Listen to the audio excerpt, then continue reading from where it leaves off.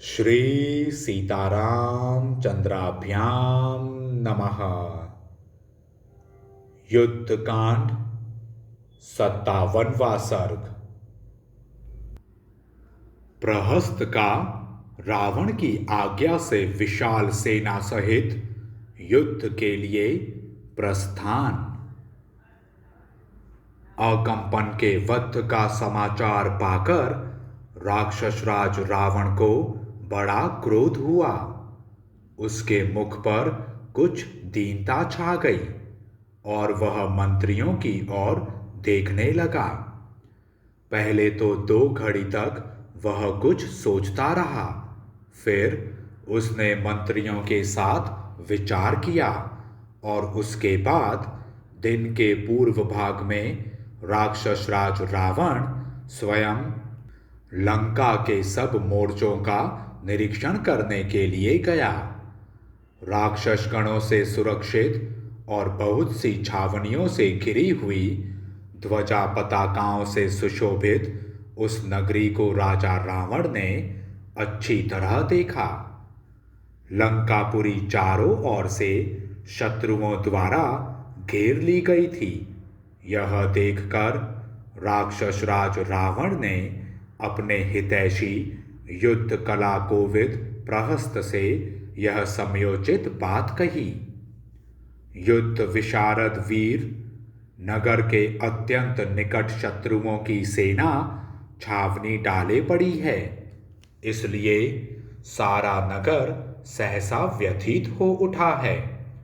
अब मैं दूसरे किसी के युद्ध करने से इसका छुटकारा होता नहीं देखता हूं।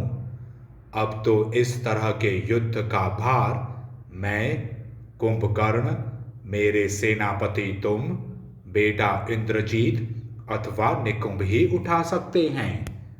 अतः तुम शीघ्र ही सेना लेकर विजय के लिए प्रस्थान करो और जहां ये सब वानर जुटे हुए हैं वहां जाओ।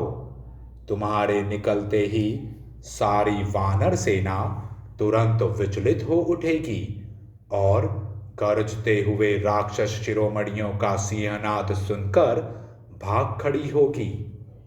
वानर लोग बड़े चंचल, ढीठ और डरपोक होते हैं।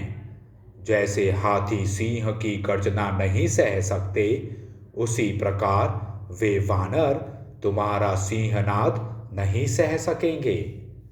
प्रहस्त, जब वानर सेना भाग जाएगी तब कोई सहारा न रहने के कारण लक्ष्मण सहित श्री राम विवश होकर तुम्हारे अधीन हो जाएंगे। युद्ध में मृत्यु संदिग्ध होती है, हो भी सकती है और न भी हो, किंतु ऐसी मृत्यु ही श्रेष्ठ है। इसके विपरीत जीवन को बिना संशय जोखिम में डाले बिना युद्ध स्थल के जो मृत्यु होती है वह श्रेष्ठ नहीं होती, ऐसा मेरा विचार है। इसके अनुकूल या प्रतिकूल जो कुछ तुम हमारे लिए हितकर समझते हो उसे बताओ। रावण के ऐसा कहने पर सेनापति प्रहस्त ने उस राक्षस राज के समक्ष उसी तरह अपना विचार व्यक्त किया जैसे शुक्राचार्य असुरराज बलि को अपनी सलाह दिया करते थे। उसने कहा, राजन, हम लोगों ने कुशल मंत्रियों के साथ पहले भी इस विषय पर विचार किया है। उन दिनों एक दूसरे के मत की आलोचना करके हम लोगों में विवाद भी खड़ा हो गया था। हम लोग सर्वसम्मति से किसी एक निर्णय पर नहीं पहुंच सके थे। मेरा पहले से ही यह निश्चय रहा है कि सीता जी को लौटा देने से ही हम लोगों का कल्याण होगा और न लौटाने पर युद्ध अवश्य होगा। उस निश्चय के अनुसार ही हमें आज यह युद्ध का संकट दिखाई दिया है, परंतु आपने दान, मान और विविध सांत्वनाओं के द्वारा समय समय पर सदा ही मेरा सत्कार किया है। फिर मैं आपका हित साधन क्यों नहीं करूँगा, अथवा आपके हित के लिए कौन सा कार्य नहीं कर सकूँगा। मुझे अपने जीवन, स्त्री, पुत्र और धन आदि की रक्षा नहीं करनी है। इनकी रक्षा के लिए मुझे कोई चिंता नहीं। आप देखिए कि मैं किस तरह आपके लिए युद्ध की ज्वाला में अपने जीवन की आहुति देता हूँ। अपने स्वामी रावण से ऐसा कहकर प्रधान सेनापति प्रहस्त ने अपने सामने खड़े हुए सेनाध्यक्षों से इस प्रकार कहा, तुम लोग शीघ्र मेरे पास राक्षसों की विशाल सेना ले आओ। आज मांसाहारी पक्षी समरांगण में मेरे बाणों के वेग से मारे गए वानरों के मांस खाकर तृप्त हो जाएं। प्रहस्त की यह बात सुनकर महाबली सेनाध्यक्षों ने रावण के उस महल के पास विशाल सेना को युद्ध के लिए तैयार किया। दो ही घड़ी में नाना प्रकार के अस्त्र शस्त्र लिए हाथी जैसे भयानक राक्षस वीरों से लंकापुरी भर गई। कितने ही राक्षस घी की आहुति देकर अग्निदेव को तृप्त करने लगे और ब्राह्मणों को नमस्कार करके आशीर्वाद लेने लगे। उस समय घी की गंध लेकर सुगंधित वायु सब और बहने लगी। राक्षसों ने मंत्रों द्वारा अभिमंत्रित नाना प्रकार की मालाएं ग्रहण की और हर्ष एवं उत्साह से युक्त हो युद्धोपयोगी वेशभूषा धारण की। धनुष और कवच धारण किए राक्षस वेग से उछलकर आगे बढ़े और राजा रावण का दर्शन करते हुए प्रहस्त को चारों ओर से घेर कर खड़े हो गए।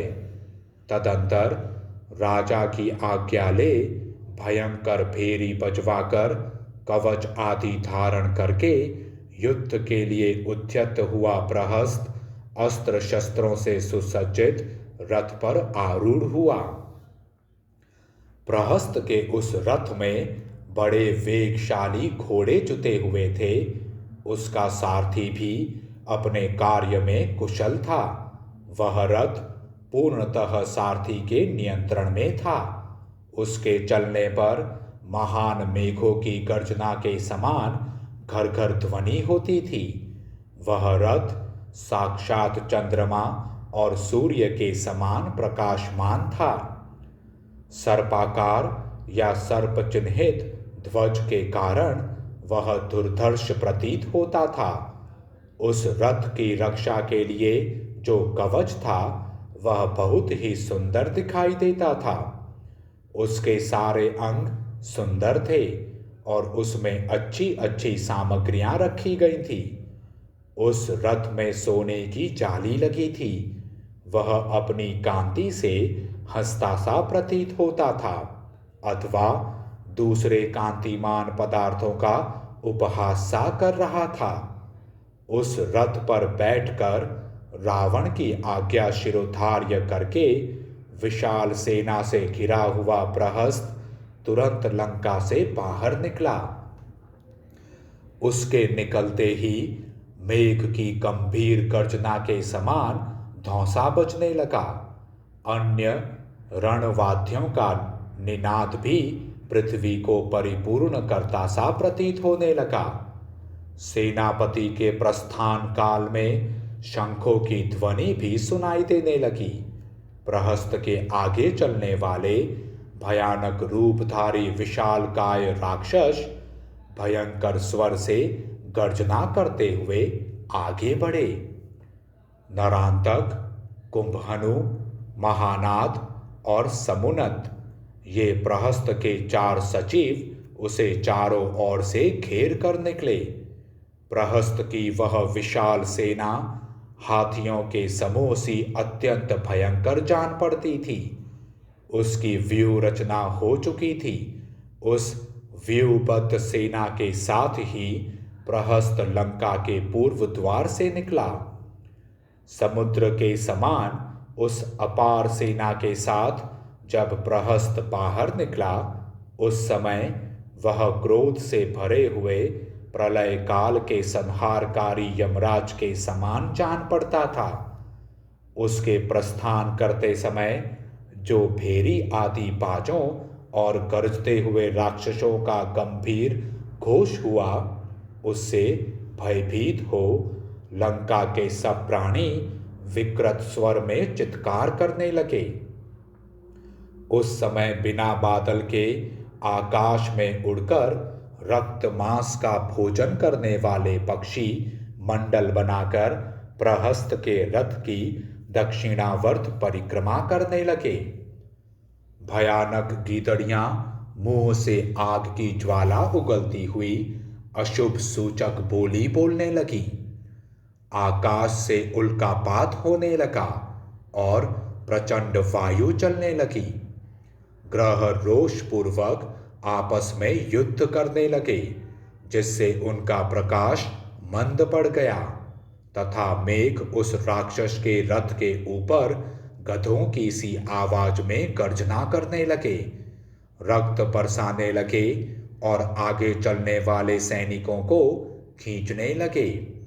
उसके ध्वज के ऊपर गीध दक्षिण की ओर मुंह करके आ बैठा।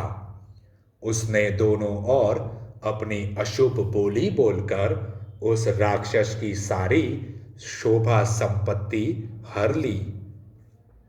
संग्राम भूमि में प्रवेश करते समय घोड़े को काबू में रखने वाले उसके सारथी के हाथ से कई बार चाबुक गिर पड़ा। युद्ध के लिए निकलते समय प्रहस्त की जो परम दुर्लभ और प्रकाशमान शोभा थी, वह 2 ही घड़ी में नष्ट हो गई। उसके घोड़े समतल भूमि में भी लड़खड़ाकर गिर पड़े।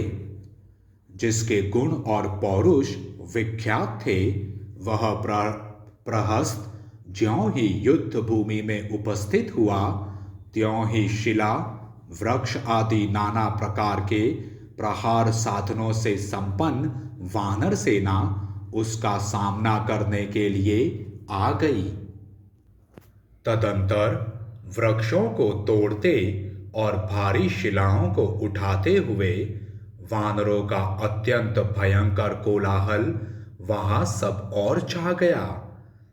एक और राक्षस सिंहनाद कर रहे थे, तो दूसरी ओर वानर गरज रहे थे। उन सब का तुमुल नाद वहां फैल गया। राक्षसों और वानरों की वे दोनों सेनाएं हर्ष और उल्लास से भरी थी। अत्यंत वेगशाली, समर्थ तथा एक दूसरे के वध की इच्छा वाले योद्धा परस्पर ललकार रहे थे। उनका महान कोलाहल सबको सुनाई देता था। इसी समय दुर्बुद्धि प्रहस्त विजय की अभिलाषा से वानर राज सुग्रीव की सेना की ओर बढ़ा और जैसे पतंग मरने के लिए आग पर टूट पड़ता है, उसी प्रकार वह बढ़े हुए वेग वाली उस वानर सेना में घुसने की चेष्टा करने लगा।